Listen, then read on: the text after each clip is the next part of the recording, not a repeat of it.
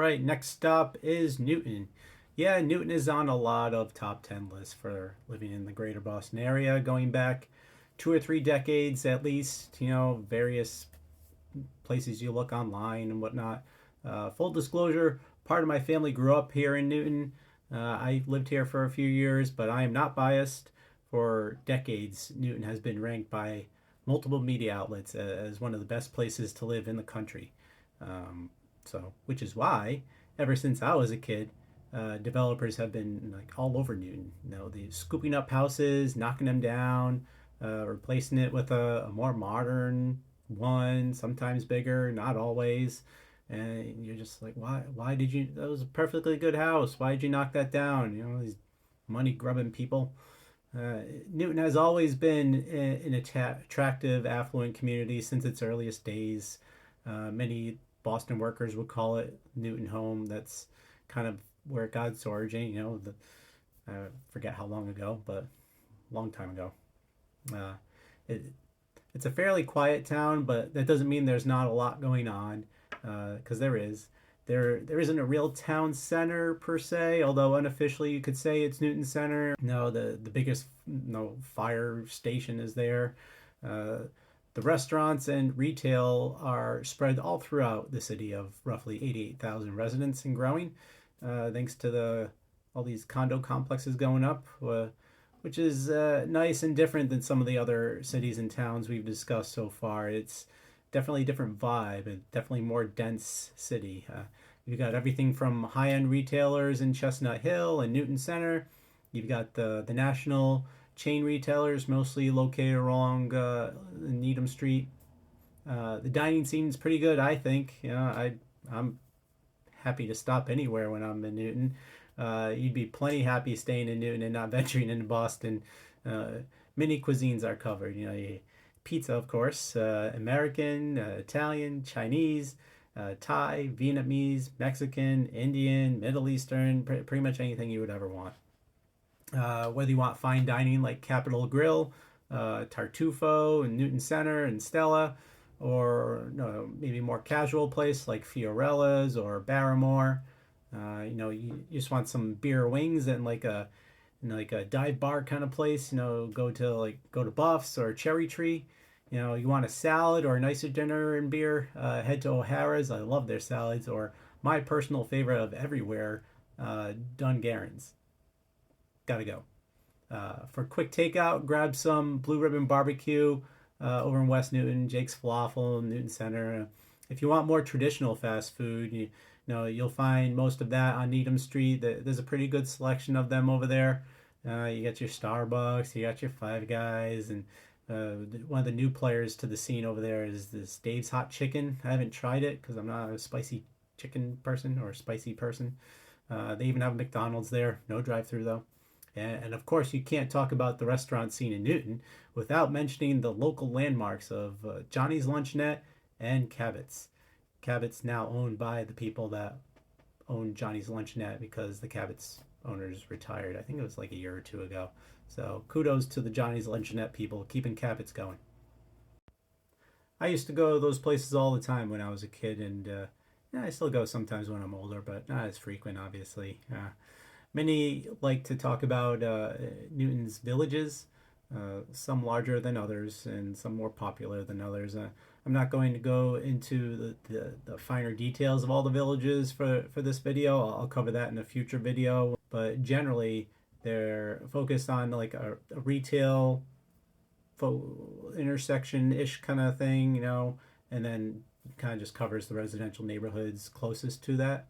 But again, some are so small, like Thompsonville and Newton Lower Falls, and then you got the larger ones like Newton Center and Waban, or as I like to call it, Waban, even though that's wrong. It's Waban, but I like to say Waban.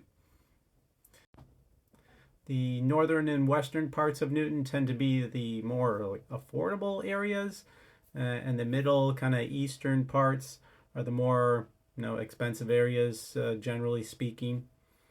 Newton's called the Garden City for a reason. I don't know who gave it that name, but much of the neighborhoods are filled with these humongous, tall, and sometimes colorful trees and Most residences care about their landscaping, which helps maintain that nice aesthetics of the garden city.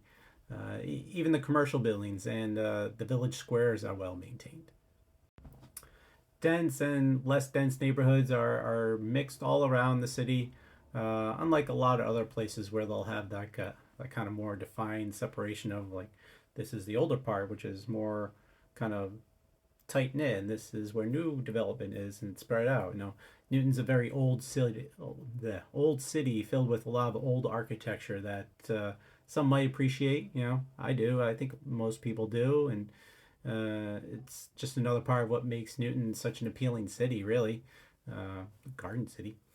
Uh, Newton schooling.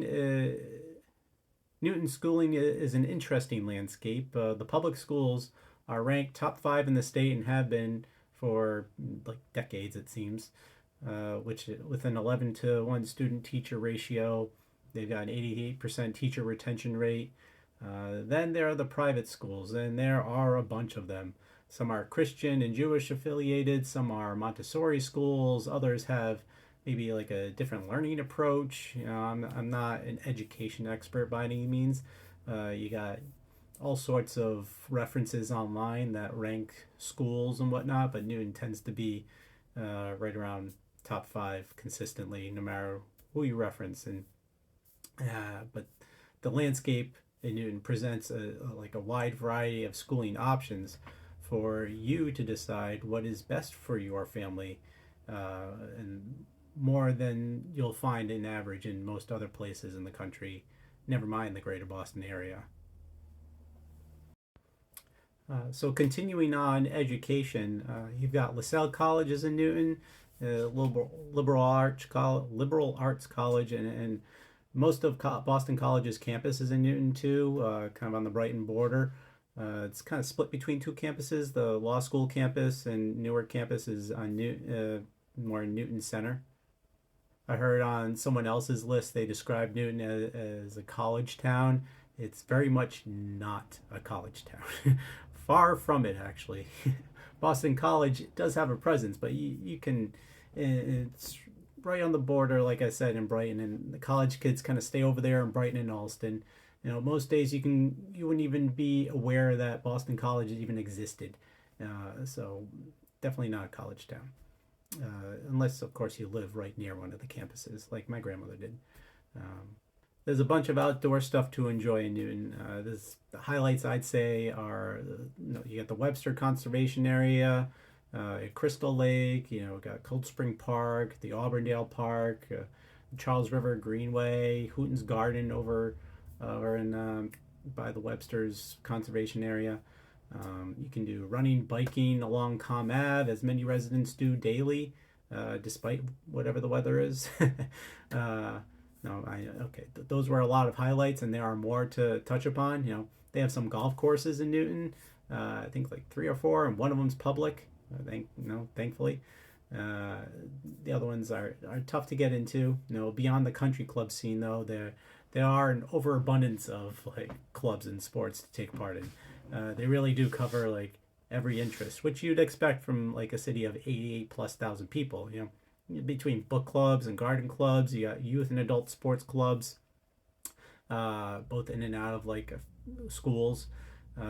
Plenty of tennis clubs. They even have a curling club for all you curlers out there. Every 4 years, where you guys come out. There's a gun club. There's an Italian American club. The JCC of Greater Boston area is in Newton. Their library is very active and large. It's 3 floors, and it's very active library too. There's just so much to be a part of in Newton. I don't even know them all. I didn't even know them all when I did live there. My family didn't. There's just too much to keep track of. Even when I lived there, I didn't know. Its proximity to Boston is hard to beat. Driving will take you about 15 to 30 minutes, depending on which route you take. There's multiple ways you can go, and what time of day it is.